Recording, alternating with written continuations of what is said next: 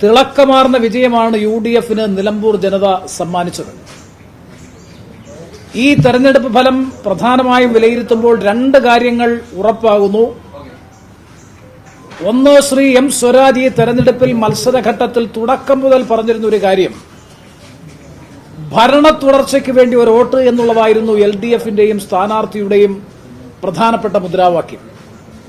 പിണറായി വിജയൻ ഗവൺമെന്റിന്റെ 4ാമത് വാർഷികം ആഘോഷിച്ചപ്പോൾ അവർ മുന്നോട്ട് വെച്ച ഏറ്റവും പ്രധാനപ്പെട്ട മുദ്രാവാക്യം മൂന്നാം പിണറായി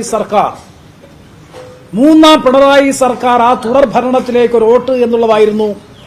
നിലമ്പൂർ നിയോജക മണ്ഡലത്തിൽ LDF-ന്റെ സ്ഥാനാർത്ഥി അടക്കം പ്രചരിപ്പിച്ചതെങ്കിൽ മൂന്നാം പിണറായി സർക്കാർ എന്ന മുദ്രാവാക്യം പൂർണ്ണമായും ജനങ്ങൾ നിരാകരിച്ചിരിക്കുന്നു, നിഷ്കരുണം തള്ളിക്കളഞ്ഞിരിക്കുന്നു.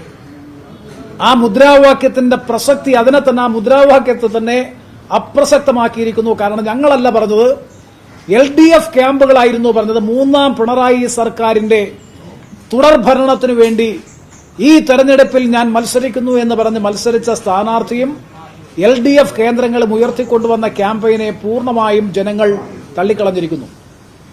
രണ്ട്, ഈ തെരഞ്ഞെടുപ്പിന്റെ ഏറ്റവും വലിയ പ്രത്യേകത, നിങ്ങൾ മൊത്തം വോട്ടിംഗ് പാറ്റേൺ പരിശോധിച്ചാൽ ഭരണവിരുദ്ധ വികാരം ഇത്രയേറെ നിഴലിച്ചിട്ടുള്ള ഒരു തെരഞ്ഞെടുപ്പ് സമീപത്തൊന്നും ഉണ്ടായിട്ടില്ല.